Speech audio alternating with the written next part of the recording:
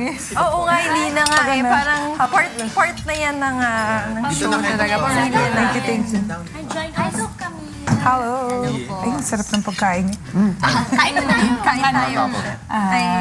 Pang panahon talaga.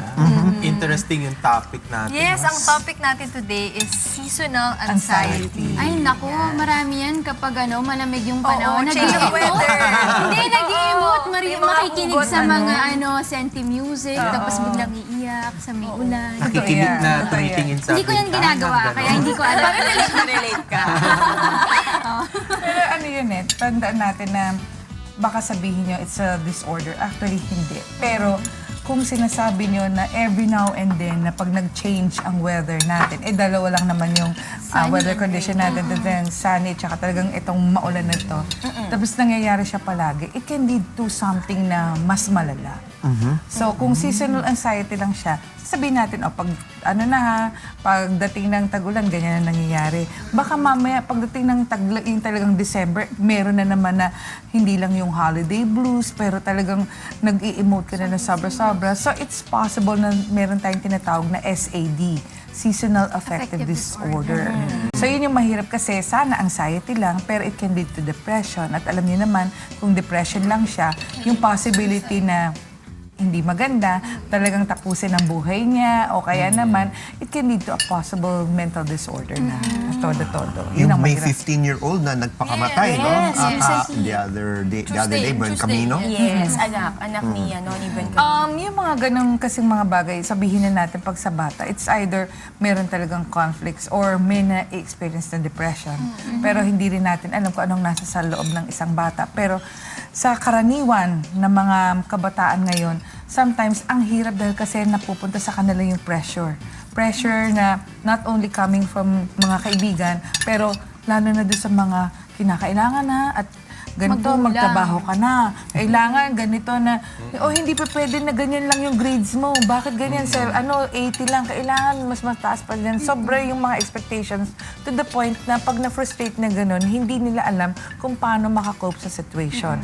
Doc, Once na hindi makakope, mahirap na Doc, may question ako. Yung mga tao merong ganitong seasonal anxiety, ito ba yung mga tao na parang na-associate nila yung isang certain season sa isang sad memory, kaya sila nagkakaroon ng anxiety? Or talagang out of the blue lang, nalulungkot sila at nagkakaroon ng anxiety? Sa ibang mga tao, lalo na sa United Kingdom, talagang sinasabi na meron talagang ganitong klaseng pangyayari. Hindi na siya disorder, kundi it's so common among them. Lalo na kasi pag malamig, nag-iisa lang sila.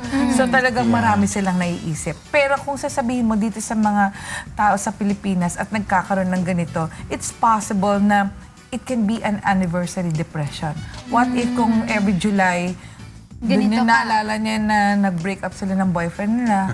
O kaya naman, ito yung time na may namatayan sila. So it happens na nagiging tinatawag natin, anniversary depression na siya.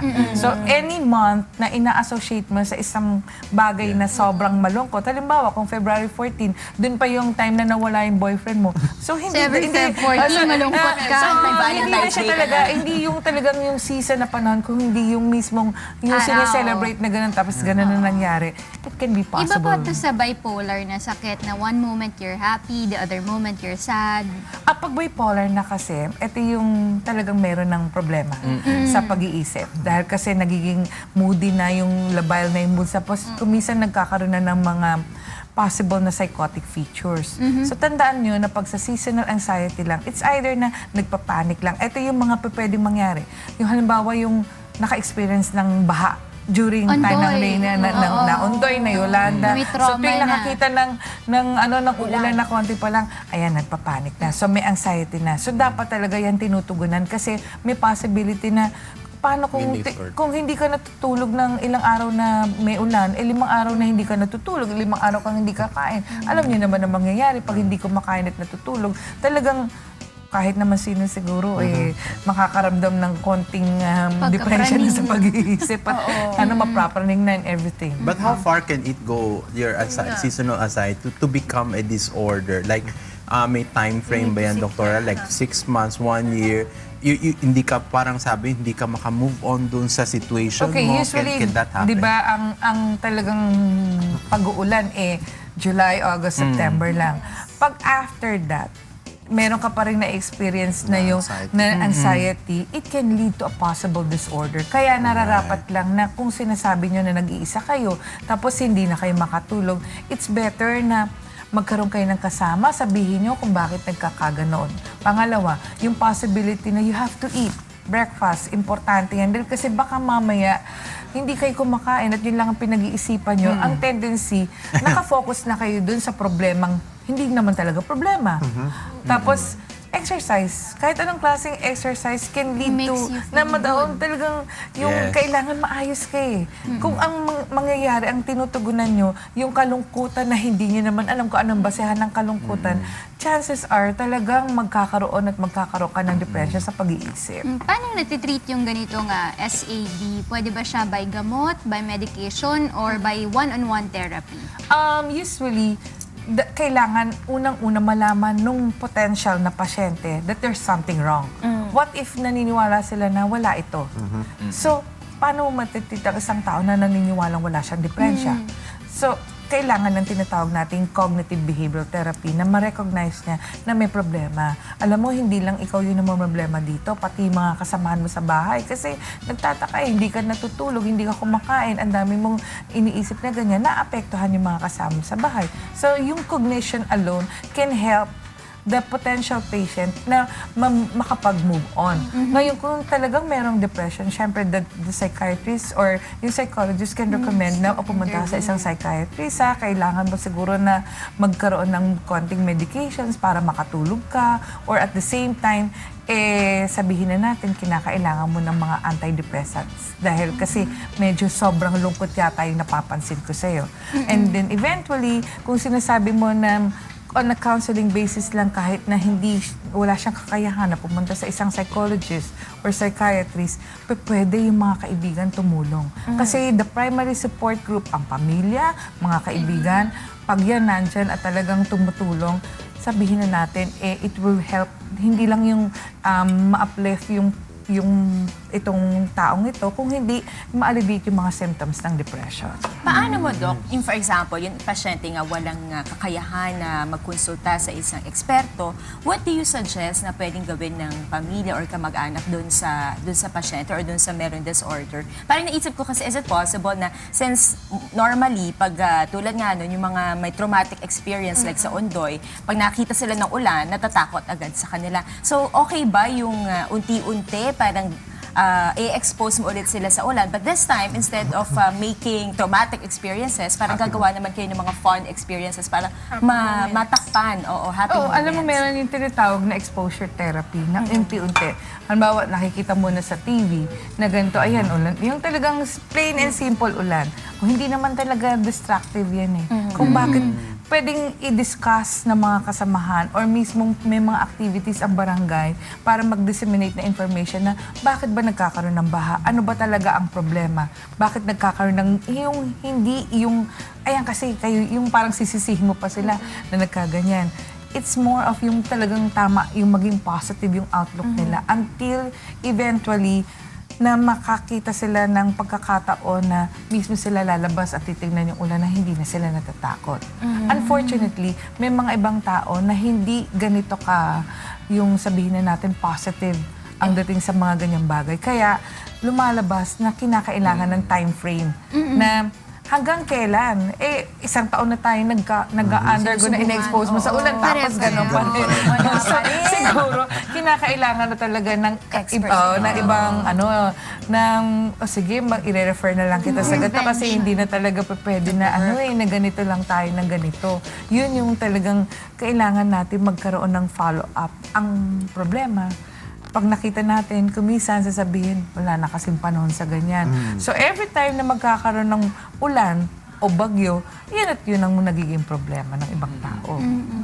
This doesn't have any age-bearing Like, Early mas age. common siya sa young age group or middle age group or more on the middle age. Teenager. Kasi Mga sa teenagers kasi it's different eh. Hindi siya on the seasonal side. It's more on the pressure na coming from friends or the family na kaya nagkakaroon ng ng panic attacks or anxiety. The seasonal anxiety, it's more common to people na lalo na from middle age hanggang doon sa mga papunta na senior. Kasi wala na silang trabaho eh. Nasa bahay lang tapos nga nag-iisa. Tapos makita mo malamig, malungkot na gano'n na hindi sila makakain dahil kasi wala naman silang kasama. Automatic siya na pwedeng magkaroon ng ganon. At ma-incorporate sa sarili nila na, naku, alam mo, magpapasko na naman, ganito ang mangyayari sa akin. Naku, eto na naman, nag-iisa na naman ako pag magbabaha. Ako yung maglilimas ng mag-isa dito. So yung nagkakaroon ng anticipation. So yung anticipation na yun can lead yung possible na anxiety. And that anxiety, syempre, marami ka lang naiisip eh. Kasi imbis na isipin mo na, ayusin ko na yung mga gamit ko kasi ulan. So, okay lang ako dito. Tapos kakain ako, magluluto ako, yung mga ganong bagay. Hindi nabibigyan ng expression na maging positive yung kanilang outlook for reasons na ang hirap pag nag-iisa. Walang kaibigan eh, pag mga ganon. What about genetics, doktora? Like, for example, yung magulang mo nag-suffer ng gano'n, na SAD, ganyan. Ikaw din ba, paglaki mo, may gano'n ka rin? Not necessarily na hereditary siya, pero you have a predisposition. Meaning to say na May tendencies. may tendency ka maging ganon. So, kung ikaw, alam mo as a parent na may ganun kang problema, you will try your best na yung anak mo hindi magkakaroon ng ganon through, sasabihin mo, alam mo anak, nagkaroon ako ng problema na ganyan. Kaya dapat hindi yan yung magiging outlook mo sa ganyan. Yeah. So siguro mas maigi, you become a positive parent. Or at the same time, kung alam mo na yung anak mo merong ibang problema na nagpapanik din or nagkakaroon ng anxiety, better ask the school dahil may guidance counselor, or better kung sabihin mo may mga kaibigan kayong counselors or psychologists, try to refer. Walang masama na nagre-refer. Kasi ang iniisip nila, once na nag-refer sa isang psychologist or sa psychiatrist, may depresya ka agad. Of which hindi naman dapat yun ang talagang case. Eh, Doc, pag may gusto ba akong i-refer sa inyo, saan ko ba kayo pwedeng kontakin? Okay, sa Clinic of the Holy Spirit, malapit lang kami dito. Kaya nga 5 minutes pag walang traffic. Ngayon naman ang traffic doon. Malungkot ka ba, Monica? Sobrang bilis. Kaya natutuwa ako na pag walang traffic, talagang lalabas 5 minutes lang. So, ang numbers namin is 721-7180, 721-4798. Alam niyo, kung sasabihin niyo na magpapaschedule or para sa mga ganyan ba, okay lang. Dahil kasi kumisan, the information na pwedeng ibigay nyo at ibigay namin, malaking bagay yun para makatulong sa mga potential na patients eh. Na, syempre, di ba, kung walang kakayahan or at the same time nahihiya na magsabi, huwag kayong pupunta na sasabihin niya, baka mamaya may sanib ito, kaya ganito ang pag-iisip at nagpupunta sa mga ibang manggagamot. Kaya ang tendency, yung bubugahan ng laway or whatever. Yung mga ganon. Di ba, ang hirap ng mga ganon na ang pagkaisip niya sa ganon. Pero pwede naman talaga na kayo ay talagang pumunta sa isang mental health professional. Huwag mahiya. Oo, okay, mahiya kasi hindi siya yung sabihin yung disorder ka agad. Baka mamaya may pinagdadaan. Yung talagang exactly. may pinagdadaanan. Ganon. Yan, mga ganyan. Parang si Talia, may pinagdadaan. hashtag lang. Kasi kung ganun yung mangyayari, syempre talagang iba na yung tingin nyo. Pero kung ang perspective nyo na, sige, tingnan natin, baka mamaya makatulong sa atin. Kasi it's a form of guidance na ito pala dapat hindi ko ginagawa. Or what if there are some food na nakakapag-cause ng ganito, ng depression? Or what kung dahil sa ganito, pwede pala comfort food para maging every now and then kalmado ako, masaya ako. Yung mga ganong bagay. Pero that's true. Kasi alam mo, maraming mga suicidal cases before na gano'n yung nangyari. Parang meron silang pinagdadaanan. Pero out of fear and rejection from peers and family, hindi sila nagko-consult. And eventually, doon nag-lead, nag-suicide sila. Oo, totoo yun. At in fact, may mga suicides na accidental. Ano ibig sabihin nun? Halimbawa, nagko-contemplate sila na magsisuicide sila. Tapos wala pa naman talaga. Ikasa eventually, paano kung nainom na nila yung gamot o na-pull nila yung trigger ng baril, edi patay. Imbis na sasabihin nila na wag muna, ganon, nagkakaroon ng accidents na ganyan. Pero sabi nga being observant and communication is very important in a household. What if both parents are working? So you cannot observe Yun, your yun ang children, di mahirap. ba? Kasi ang iba, sasabihin ganon kahit na may yaya, sasabihin ganon yung bagay na ganito.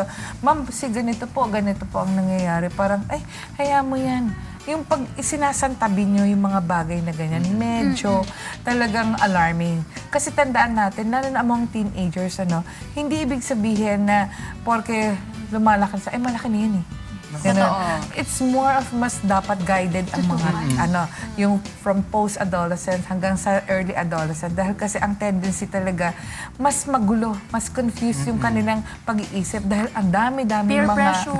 Ang dami-daming learnings, ang dami-daming mga negative at saka positive. Parang hindi nila mahiwalay yung positive sa negative thoughts. So, ano mangyayari? Suicidal thoughts. Yung parang mga ganun bagay. Ang dami nating natutunan kay Dr. Camille Garcia.